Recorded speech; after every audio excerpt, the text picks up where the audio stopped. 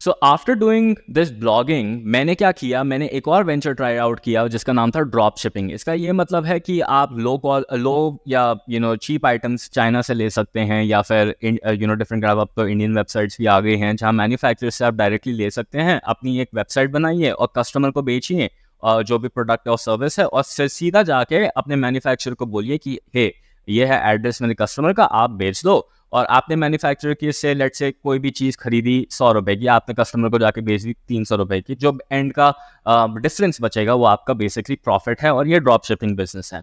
Right, तो बहुत ही ज़्यादा पॉपुलर हो रहा था उस टाइम पे, और इनफैक्ट आज की डेट में भी आपने सुना ही होगा, प्रिंट ऑन डिमांड करके भी एक चीज़ आती है मार्केट प्लेस में। और मैंने किया भी, और इनफैक्ट मैंने एक अपने क्लाइंट का स्टोर $30,000 पर मंथ तक भी लेके गया, which was amazing at that point of time. And as you can see, ये स्क्रीनशॉट है of the Shopify dashboard back in the days. अब तो कम्प्लीटली डिफरेंट लगता है, बट जहाँ पे $1,000 एक दिन के सेल थी, और yesterday की भी आप देख सकते हैं। एंड द प्रॉब्लम वॉज कि इतना ज़्यादा करने के बावजूद, राइट, सबसे पहली चीज़ ये क्या होने लग गया, एक तो आप मार्जिन जो है इस चीज़ के अंदर पहले ही लो है, क्योंकि आपको मैन्युफैक्चरर को कॉस्ट देना है, राइट। उसके ऊपर से फेसबुक की एडवर्टाइजिंग की और यूट्यूब की एडवर्टाइजिंग की कॉस्ट इतनी ज़्यादा हाई हो गई कि इन जो ड्रॉप शिपर्स हैं इनके पास मार्जिन कम बचने लग गए, which was not beneficial for them और even anybody, because since margin कम होते हैं ना, वो क्या है ना कि वो अपने बिजनेस के अंदर इनोवेशन नहीं कर पाते हैं, और ज़्यादा अच्छे एम्प्लॉयज़ को नहीं हायर कर पाते हैं, और बेसिकली बहुत ही कम प्रॉफिट के अंदर चलाते हैं, and as a result of that ये बिजनेसेस बंद हो जाते हैं। So also the other thing is, इन बिजनेसेस को फंडिंग भी नहीं मिलती है। क्योंकि इन बिजनेसेस के अंदर कुछ ज़्यादा डिफरेंस नहीं है।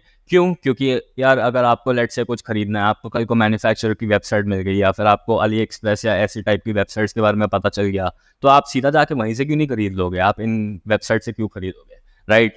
तो एंड में ब्रांडिंग का ही खेल रह रहता है। तो इसलिए अगर हम ऑनलाइन बिजनेस कंपैरिजन चार्ट के अंदर देखें और ड्रॉप शिपिंग को भी कंपेयर करें, स्टार्टअप कैपिटल ड्रॉप शिपिंग के अंदर आपको लगाना पड़ेगा। क्यों लगाना पड़ेगा? क्योंकि मेन माध्यम जिसके थ्रू सेल्स आती हैं आपकी प्रोडक्ट्स और सर्विसेज की यूजिंग ड्रॉप शिपिंग, आपको एडवर्टाइजिंग करनी पड़ती है, और एडवर्टाइजिंग के क्या लगते हैं? पैसे लगते हैं, of course. Now of course there are lot of free और ऑर्गेनिक तरीके। अगर आपके पास millions of followers or YouTube subscribers, and of course you could probably still make that work profitably, but for most people ये scenario नहीं है।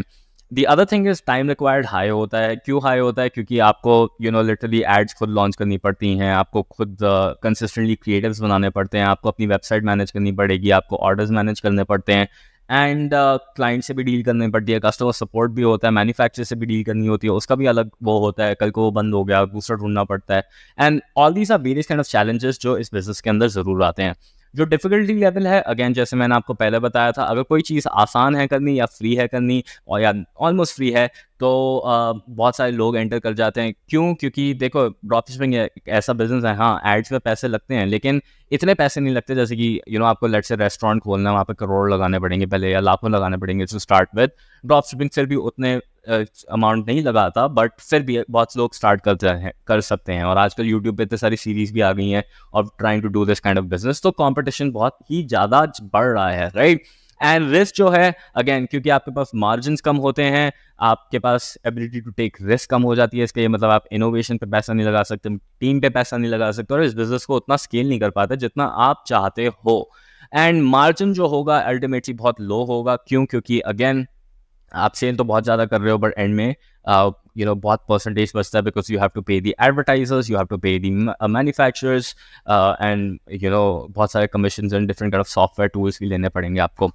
And then scale cap, again अगर आपको सक्सेसफुली बढ़ाना है तो आपको बहुत सारे यूनिट्स बेचने पड़ेंगे, बहुत ज़्यादा ही वॉल्यूम के अंदर, एंड तभी ये बिजनेस जाके काम करेगा।